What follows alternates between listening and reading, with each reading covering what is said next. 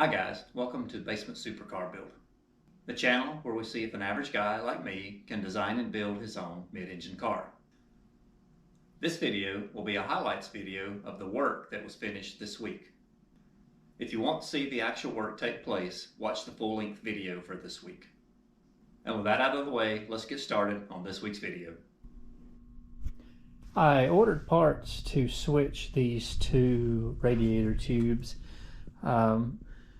I'm going to switch them temporarily and make sure that everything works correctly before I take the time to switch them the correct way. For right now, I'm just going to switch these two tubes, the rubber tubes, onto the metal pipes using some adapters, some couplings, and just to verify that the water flows correctly up through the radiators and the system cools. And once I know for sure, then I need to switch these two aluminum tubes in the car. There is an 1.25 and an 1.5 tube, and I have them in the wrong position. And it's going to take a little bit of work to switch them. The one on the top inside the car is pretty easy. It's not running through any holes or attached to anything permanent. But the one under the car is running through 3 or 4 different holes through aluminum tubing that will need to be opened up to a little bit larger size. So while we are waiting on those parts to come in and before we get started on that, the next thing I need to do is model the rear glass and the windshield. This is the windshield laying here, and I had mentioned this before that I was going to have a friend 3D scan them, and I talked to him a while back. He did the door glass and had some trouble with it not being white. It was reflecting the laser. He asked me if I could paint the two and get them back to him, and because I was so busy and took a long time, once I got these painted and contacted him and told him they were ready, he said that he had sold his company in January and no longer had access to the scanner. So that is my fault. I waited too long. I should have made it more of a priority. I would have had these modeled in the computer, but now I need to do these the hard way, which is trace these. I guess I'm going to trace the perimeter onto this wood using this tool that I made here. It has an ink pen center in it running through a hole here in the bottom, and I can walk this around the edge of this glass and it'll draw the perimeter on this wood. And then I'll need to take measurements like every inch or so on a grid and measure from the wood surface up to the glass. And then I can model a surface on the computer that is the correct shape and then come back and cut the perimeter size to match exactly. I'm starting with a smaller, a little more simple rear glass, and if it works correctly and I'm happy with the outcome, then I'm going to do the windshield. The windshield won't quite fit on this piece of wood, but it's a mirror image, so I really only need to model half of it. In fact, I'll probably only model half of this and just mirror it also.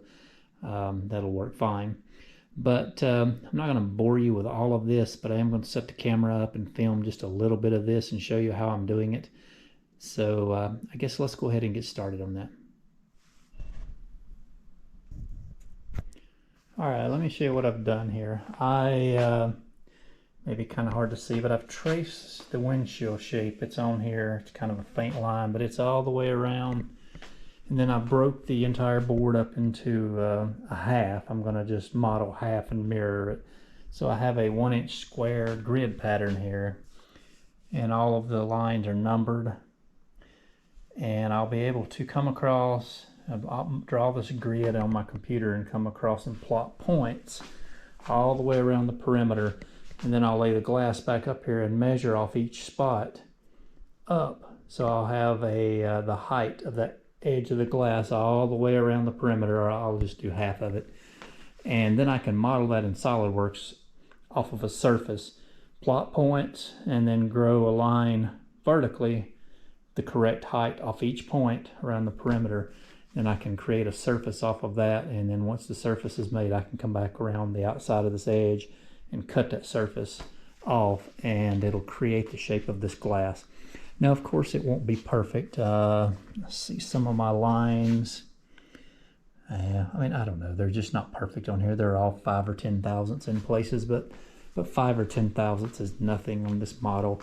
As long as I'm within, I don't know, 20 or 25 thousandths on each point, I should be fine. If you'll look at any production car, the shape of the glass to the body is not perfect. The shape of the door to the fender or a quarter panel is not perfect. They just don't align perfectly. But anything within 20 thousandths or so, you'll never see.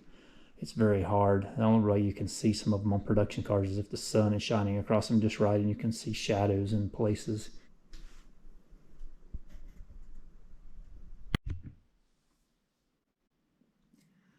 All right, I want to show you guys what I accomplished this week.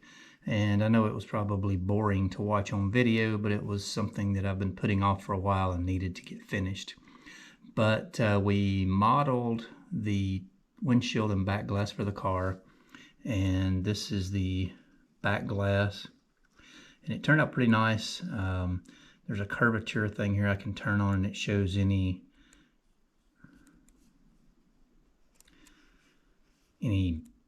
bad curvature or lines. You want it to be solid black. Anything that's kind of distorted will turn a different color. So this turned out really nice. There's also a feature here you can turn on zebra stripes, and again, if there's anything really distorted, it'll show up. This is kind of like a high gloss reflection, so you can see everything is pretty smooth, nice flowing lines. And let's go over to the windshield and I'll show you kind of how I did this.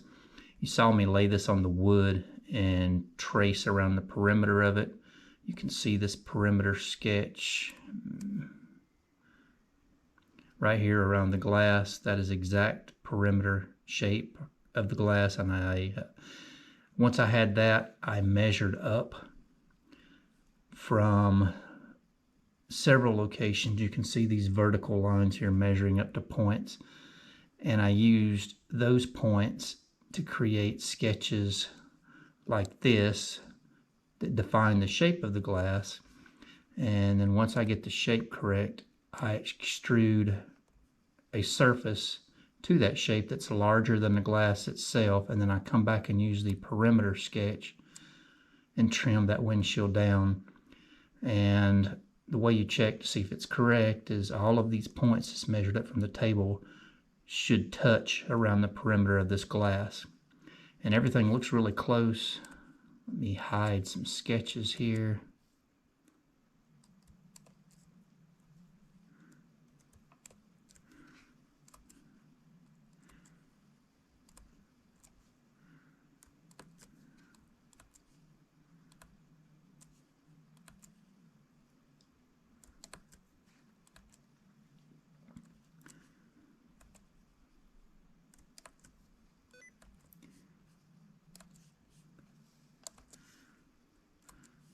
Okay, and with all the sketches hidden, this is our windshield. And again, we can come up here and check. And you can see it's mostly solid black. It has a little tiny bit of distortion in the corners. And if we look at it with our zebra stripes, pretty smooth flowing lines. I know the corners are slightly distorted, but I believe they're close enough to do what we need to do.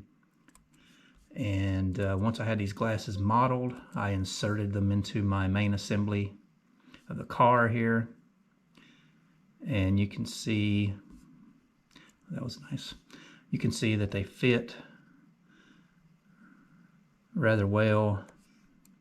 You can start to get a profile view of the car and see kind of what it's going to look like. I'm ignoring this door glass. It's not quite in the correct position yet. I need to finish that today.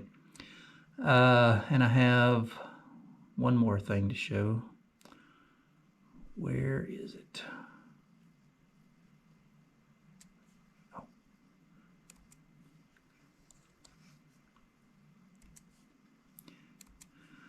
This is a car body part that I had purchased a file on a car that I like, just kind of getting some reference geometry. I imported this and scaled it to where it fit on my car body, and I had to scale it in all three axes, X, Y, and Z, to get it to fit correctly, and overlaid it on my design here just to see kind of what it would look like, giving it a little bit of shape. You can sort of see the layout of the body starting to take place, and this is just for reference. This is not exactly the way the body is going to be shaped, but I was just using this as a template to get an idea that everything was in the correct position. But that's what we accomplished this week, and the only thing left for me to do, I'll finish up this door today, and then I need to start working on modeling the headlights and taillights. And actually, the taillights I have bought, they came in. This is one of the taillights. I stumbled across this. This is an aftermarket light for a new Camaro, and it is different enough from the Camaro taillights that it's kind of not obvious to most people. I'd say 99% of the people out here, when they see this, will have no idea what it came off of or it fits. And I like that, so they won't know that I've stole them off of another car, and I like the shape and the look of it, and this is what we're going to use. So next week I'm going to start working on these wiring harnesses. I've got to figure out exactly a game plan to use these harnesses, and most likely I will make new fuse boxes and not use these two factory ones, because I'm only going to use about half of the fuses and relays that are in these, so I want to try to slim them down and make them smaller.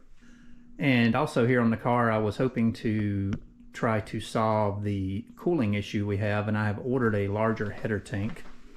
It's similar to this, but it's at least twice as large as that, maybe 3 times as large. And I was expecting it to already be here to come in so we could start testing and seeing if this solves the cooling issue, but it hasn't arrived yet. It's going to be here in 2 more days. So that is something we'll be working on next week, in next week's video. And I think I have a solution to the cooling issue. I also bought, I haven't even unboxed it yet, a pump here in this box that will pull the air out of the system. One of the issues we're having is there's air trapped in the system in various points that I'm not able to get out. But you can hook an air compressor up to this, and it will pull a vacuum on the system and suck all of the air out of the system. And then when you reverse the valve, the vacuum pulls the coolant, water, the coolant, back into the radiator system and fills it and doesn't leave any voids, so there's no air trapped in it. And once we have the header tank and this vacuum system on it, I am thinking and hoping that that will solve my cooling issues. But anyway, I'll see you guys again next week, and we will try to get this cooling solved and maybe get started on the wiring harness, at least the layout. See you guys next week.